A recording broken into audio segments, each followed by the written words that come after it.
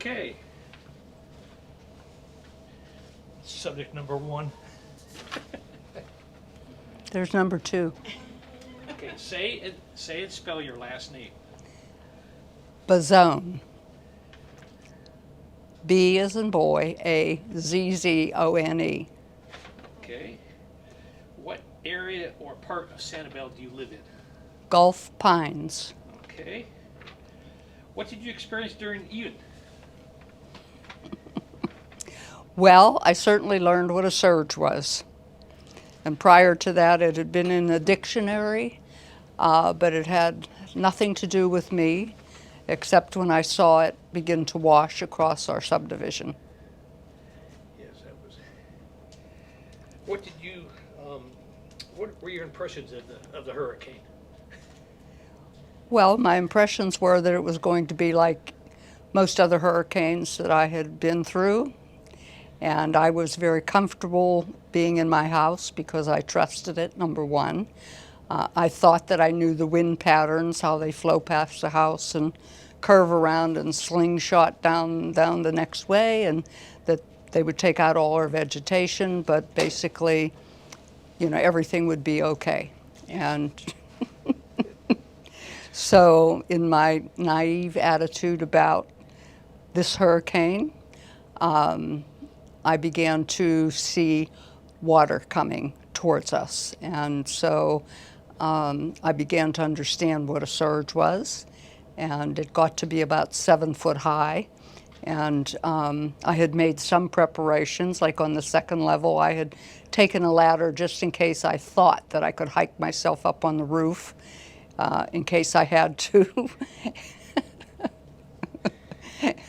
And so I watched the water come in. I watched all of our sidewalks, we don't have sidewalks, but I watched all of our streets disappear, everybody's driveways disappeared under this mass of water. And then reality began to set in that if I had to get out of or away from the house, that I would certainly hope I would get stuck on a tree or something, because otherwise that water would have just taken me wherever it wanted to take me. Yes. Were you alone, or did you have any pets with you? I was alone. No pets? Well, I have fake pets. I have stuffed pets at this stage. Okay. When did you leave your sanctuary to find other people? I didn't leave. They came to find me. You mean during the hurricane? Yes. Yes, they came to find me. Who? Well, there were several people who actually were concerned that I was alive or not. And so they notified the police that I was a missing person. And so while I was at the house, there were a lot of helicopters like buzzing around the house. This is the next day? The next day, yes. And they were buzzing around the house. And so my plan was to ignore them, because I hadn't planned to leave the island until about the 8th. And so I thought if I looked at them, or even gave them any indication that I was in distress, that they would try and get me off the island, and I was not ready to do that. So one guy even landed on the back porch, because they dropped him out of a helicopter on a waste clip that he had. And I told him I wasn't going to go with him, so he left.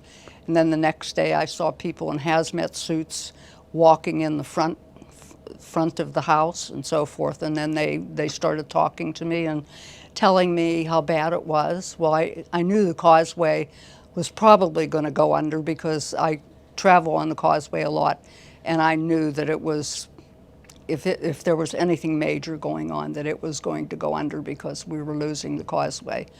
They also told me that the helicopters would stop coming after some point, which was okay, because again, I've been in other hurricanes, and a couple days and it's all over. But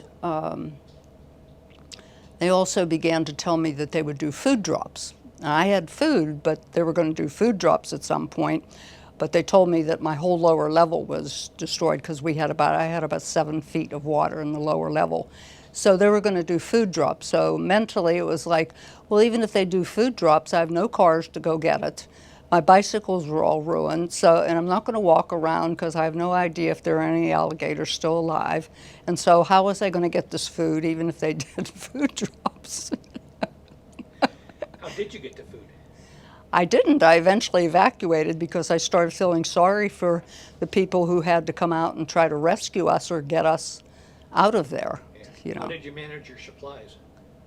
Well, I had a lot of canned goods and I had a lot of things like that. My refrigerator was ruined, and so I just got a refrigerator maybe 3 or 4 weeks ago, so I learned to live without a refrigerator. So if you really want to lose weight, get rid of your refrigerator. When did you realize the magnitude of Ian and his destructions? When the water started to come in to the, I mean, for years I had joked with my husband and I said, we don't have to buy on the beach because eventually the beach will come to us, you know. And it did. Yes. Your pre-Ian expectations when you were watching the news, you just...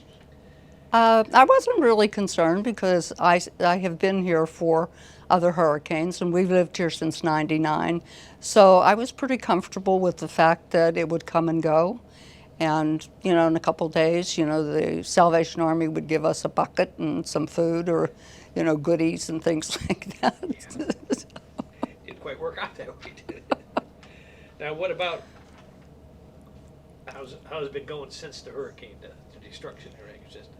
Well, this is more traumatic than the hurricane is, okay? Because first of all, I think everybody goes naively to an insurance company and thinks they're going to buy insurance and live happily ever after, and that's not the reality. I mean, you go someplace, you sign up for insurance, and then they sell it in the secondary mortgage market or secondary market. And so then you find out what insurance really is. You know, it's like a 100-page booklet that you get that you really can't understand anyway. So I have learned a lot about this, you know, and as I age, I look at these older people who go to Walmart and they're greeters or something like that. Well, I could go and like read things for people because I'm a lot better now at reading insurance contracts and things like that. Yes, unfortunately. Yeah. Great. Okay. Any words of wisdom? Well, if there's another surge, I will have different plans. For example, I might decide to stay, except that I take my car off island so that that doesn't disappear because we lost a couple of cars, and I think our insurance company is probably, you know, up to there with the cars. And it's really a serious thing because I saw a fire in the distance and I didn't know what the fire was. I saw a lot of smoke and everything come out. So the reality of it is even though I felt comfortable in the house and you know, safe, I also realized that if the house caught on fire and I had to get out of there and go somewhere, you know, I didn't have boots, I didn't have a life jacket, you know, and I was like, susceptible to whatever the water was going to do because it took a day for it to go down. And so I would take those things a lot more seriously. Any other things you want to say in front of the whole world? Keep your sense of humor. And Sanibel is a nice place to be because I'm, you know, so happy with how the city has responded to the people and the needs. I'm thrilled that our neighborhood, you know, has the neighbors that I thought that were there, that they came together, they worked together, you know, people are helping each other out. And I'm glad it was an election year because DeSantis wanted to be reelected, and so he was going to part the waters if he had to get that causeway back up and running. Great. Okay. Thank you very much. You're welcome. You want Are this? you my next victim? Yes, I am. All right. Come right up here. There you go. Thank you. Here, come this way. Okay. How exciting, huh?